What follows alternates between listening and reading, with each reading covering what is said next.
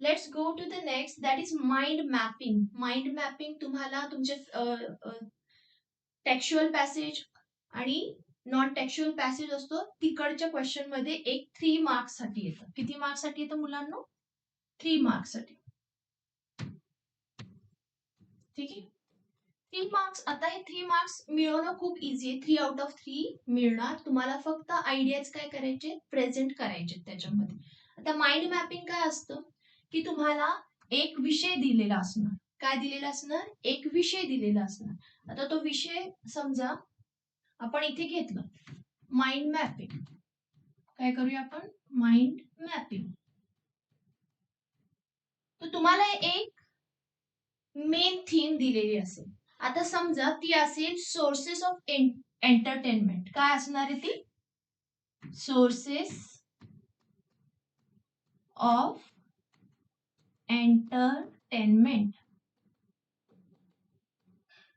ठीक आहे, sources of entertainment असं तुम्हाला एक विषय दिला एक्झाम मध्ये. मग आता तुम्ही याच्यामध्ये काय करायचं, हे मिडल मध्ये नाव येणार. मग तुम्हाला दुसरे याचे ब्रांचेस, ब्रांचेस म्हणजे काय, याचे सब काय असू शकतात. ठीक आहे, तो ते सब टायटल्स काय असू शकतात. तो यू कॅन से दॅट की आपण एंटरटेन कशाने होतो. तो यू कॅन से की भाई बुक्स, बुक्समुळे एंटरटेन होऊ शकतं. समवन विल से दॅट ड्रामामुळे होऊ शकतं आपण एंटरटेन. समवन विल से की गेम्समुळे होऊ शकतं. असं करत करत काय करायचंय तुम्हाला, तुमचे आयडियाज एक्सप्रेस करायचे. आयडियाज एक्सप्रेस करायचे. आता याच्यामध्ये बघा पुढे की मेन काय आहे तुम्हाला विचारले, सोर्सेस ऑफ एंटरटेनमेंट. मग तुम्ही मेन आयडियाज काय तुमचे, बुक्स, ड्रामा, गेम्स, कोणी म्हणेल फिल्म, कोणी म्हणेल हॉबीज. ठीक आहे, हे आमचे एंटरटेनमेंटचे सोर्सेस आहेत. काय म्हणणार की आमचे एंटरटेनमेंटचे सोर्सेस आहेत. Hobbies, film. ठीक आहे, कोणी म्हणेल की नाही अजून म्युझिकही काही असेल माझं आवडीचं असेल असं त्यांचं म्हणणं असेल तर लिसनिंग म्युझिक, म्युझिक म्हणून असेल कोणाचं म्हणणं की बाबा हे. सो असे जे आहे हे सगळे काय असणार आहेत तुमचे वेगवेगळे पॉइंट्स. आता हे झाले तुमचे branches. It's like a branches. आता तुम्हाला याच्या पण उपर जाऊन काय करायचे, ते आयडियाजला एक्सप्लेन करायचे. काय करायचे, आयडियाजला एक्सप्लेन. आता एक्सप्लेन म्हणजे काय खूप मोठे लाईन्स वगैरे लिहून मोकळं व्हायचं नाहीये. आता बुक्स, बुक्स मध्ये टाइप्स असतील की नाही. बुक्स मध्ये कोणत्या टाइपचे बुक्स वाचून तुम्ही स्वतःला एंटरटेन करता. तर मग काय, सपोज तुम्ही शॉर्ट स्टोरीज वाचत असाल, शॉर्ट स्टोरीज. ठीक आहे, शॉर्ट स्टोरीज. कोणी म्हणेल मला नॉवेलच आवडतं म्हणून मी नॉवेल्स लिहितो इकडे, तर नॉवेल्स. काय झालं, हे एक्स्ट्रा झालं. तर कोणी म्हणत असेल ना मला पोएट्री आवडते, मी पोएट्रीचे बुक्स वाचतो खूप.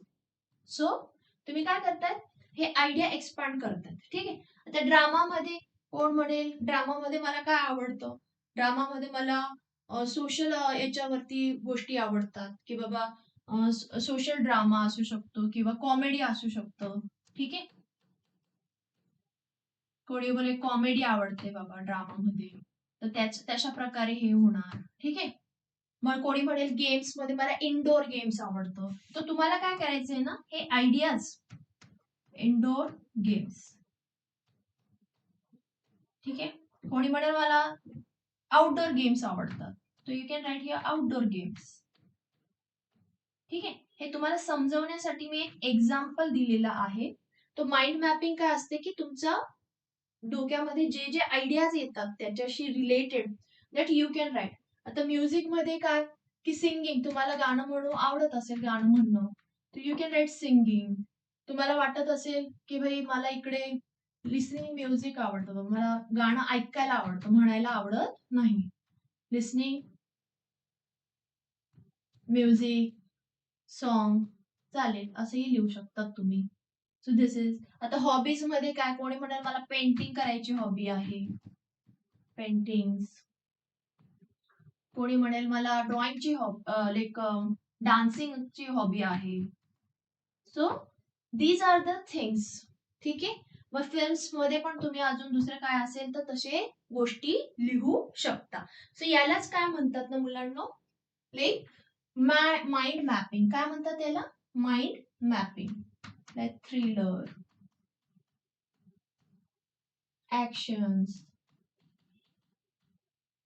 ऍक्शन मूवीज आवडतात अशा प्रकारे. So this is the mind map. What is it? Mind map. हे तुम्हाला किती मार्कला येतं? 3 मार्क्स साठी येतं. किती मार्क्स साठी? 3 मार्क्स साठी. So in this way you have to write this mind mapping. ठीक आहे. आणि याला तुम्हाला 3 मार्क्स असतात.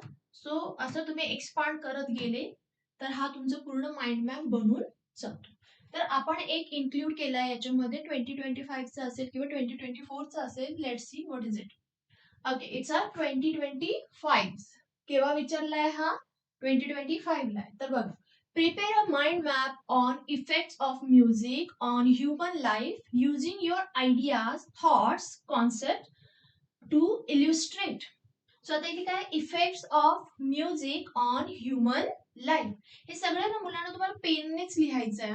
काही वेगळे वेगळे पेन्सिल्स हे ते काय वापरायची गरज नाहीये. फक्त प्रॉपर ड्रॉ करा आणि त्याच्यामध्ये तुमचे आयडियाज एक्सप्रेस करणार तुम्ही. ठीक आहे. आता इथे इफेक्ट्स ऑफ ह्युमन लाईफ. आता इफेक्ट्स ऑफ ह्युमन लाईफ मध्ये काय बघा, एक तर entertain, effects on off music on human life. Effects of music on human life काय? एक तर एंटरटेनमेंट मिळते, दुसरं improve sleep, improve mood, decreases stress. मग आता त्याच्यामधूनही पुढे पुढे काय आहे बघा इथे.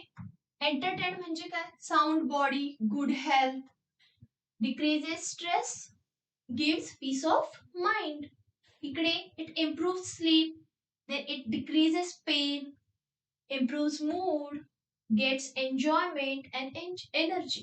So अशा प्रकारे तुम्ही काय करायचे, लाईक मेन जो तुम्हाला पॉइंट टॉपिक दिलाय त्याला 4 किंवा 5 असं ब्रांचेस, मग त्याचे सब ब्रांचेस लाईक ट्विक्स बोलतात त्याला, तर त्याचे अजून असं करून लिहिणार तर तुम्हाला 3 मार्क्स नक्की मिळून जाणार. ठीक आहे. 3 मार्क्स साठी तुमचा हा क्वेश्चन होऊन जाणार आहे. ह्याला इग्नोर करू नका.